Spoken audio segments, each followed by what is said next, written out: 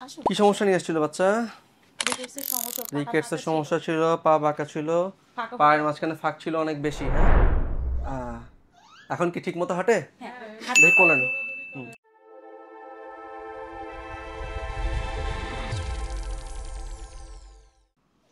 কতটুকু বাঁকা ছিল পা? আপনার 4 আঙ্গুলের মতো বাঁকা ছিল। 4 আঙ্গুলের মতো বাঁকা ছিল এই দুই পায়ের মাঝখানে, তাই তো? দেখি তারা কোন একটা হ্যাঁ গোল ছিল। এখন আলহামদুলিল্লাহ 2 আঙ্গুলে নেমে আসছে। হ্যাঁ, এবং হাঁটা কি আগের থেকে স্বাভাবিক হয়েছে? হ্যাঁ, হাঁটা ওর মাশাআল্লাহ কোনো সমস্যা নাই। কোনো সমস্যা নাই। কি পড়ে যেত কিছুক্ষণ হাঁটার পরে? কি পড়ে যেত? না, পড়তো না। পড়তো না, শুধুমাত্র পাটা বাঁকা ছিল। বুকের খাঁজে কোনো সমস্যা ছিল না তো? রিকেটসে কিন্তু কয়েকটি জিনিসের সমস্যা হয়, যেটা আমরা কমনলি জানি যে দু পায়ের মাঝখানে ফাঁক বেশি থাকে, ধনুকের মতো বাঁকা থাকে।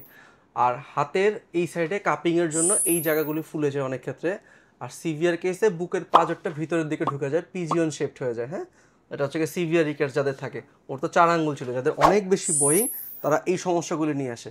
যে বাচ্চা বলে, যদি কথা বলতে পারে, বলে যে গা হাতে ব্যথা করে, হাত পায়ে ব্যথা করে, দেখায় দেয়, এই জায়গাটা ফুলে যায়, বুকের পাঁজর ভিতরের দিকে ঢুকে যায়, আর সাথে হচ্ছে গিয়ে পাটা পুরোটা বাঁকা থাকে। আর একটা অ্যাসোসিয়েটেড সমস্যা যেটা হয়, কিছুক্ষণ পরে যা হাঁটার পরে পড়ে যায় বাচ্চা। হ্যাঁ, কতদিন ধরে চিকিৎসা চলতেছে? এই তো 3 মাস হয়। 3 মাস হয়। এখন তো আলহামদুলিল্লাহ 4 আঙ্গুলের থেকে 2 আঙ্গুলে নেমে আসছে। আর রোদে রাখা হচ্ছিল রেগুলার? হ্যাঁ, রোদে রাখা হচ্ছে, আবার আপনি এক্সারসাইজ যেটা ওগুলো করা। ব্যায়ামও করানো হইতেছে। কোনো ডিভাইস কি দিছিলাম ওকে? না, কোনো ডিভাইস দেওয়া হয় নাই। বাচ্চা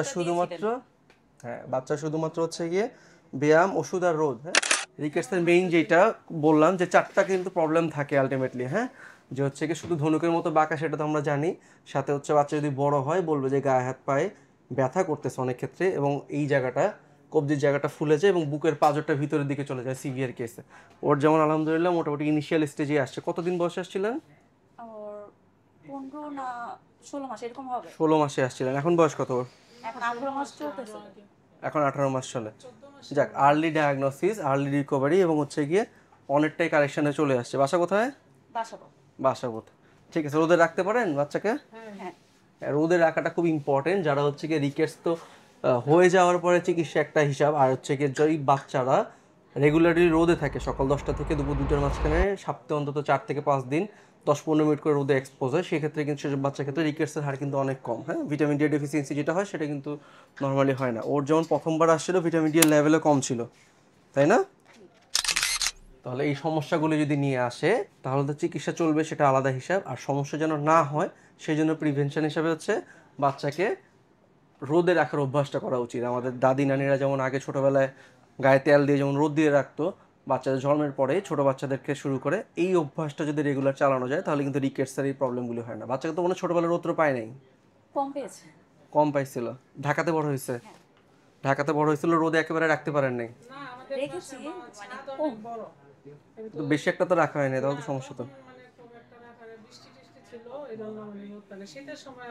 ঠিক আছে, ইনশাল্লাহ কারেকশনে চলে আসছে, আর কিছুদিন পরে আরো কারেকশনে চলে আসবে। হ্যাঁ।